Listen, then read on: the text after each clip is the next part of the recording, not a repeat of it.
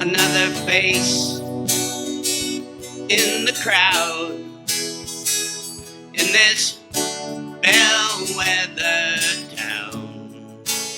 You've been involved with all of these different charitable groups in the city, or maybe not all, but I know a few. Most of them. With the bench and with Rachel and with the mission. And with Ed. Tell me a bit about some of that experience. Well, Rachel did me a very big solid without asking, and I'm not going to get into that without her permission. Right, yeah. But she stepped up and did me a real big solid, so I absolutely have no problem standing behind the bench and handing out food. I'm in the same boat as everybody walking through, getting the food from them. I help out at the Royal City Mission when they need it. Ed, I show up and help him out as often as he needs. Well, how long after you came to Guelph did you get into 90 Carden? It took, well, for the first 4 or 5 months, I was sleeping in a tent out in the woods.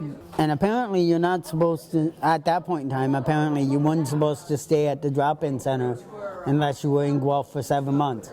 Right. But I was helping people get there, and a couple people were in wheelchairs or walkers, so I'd carry the bags there.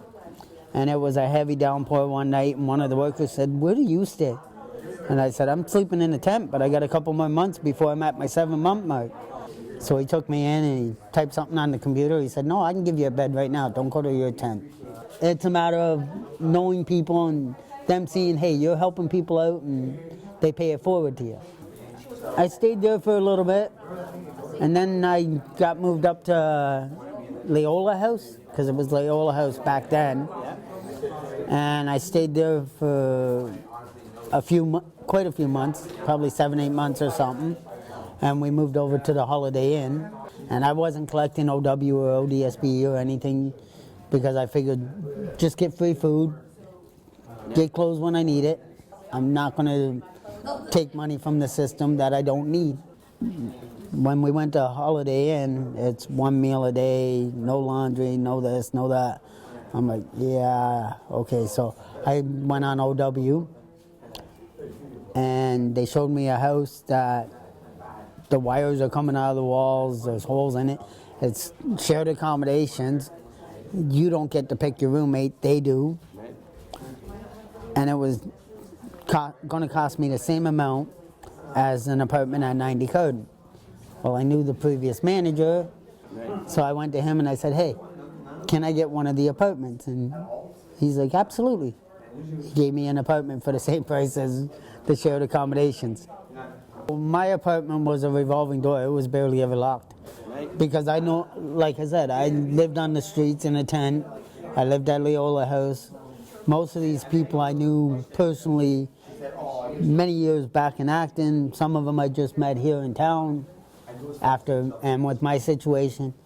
I told them, I don't want to see you out on the streets. I don't want to see you this. I don't want to see you that. If you're hungry, there's always food. There's always a roof. 9 times out of 10, my door was unlocked, and I'd have 8-10 people in my apartment. And from what I understand, a lot of the people who ended up living in the square were residents of 90 Carden. I think 95% maybe. Yeah.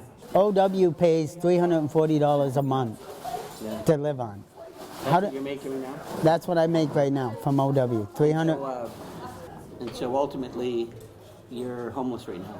Yeah, I'm back at 23 Gordon, staying at the shelter. You're staying at the shelter. So when you get evicted from the Holiday Inn or from Grace Gardens or that, you still have an option to stay in the shelter. Yeah, but I mean, when the weather's bad, you can't get in the shelter until 8 p.m.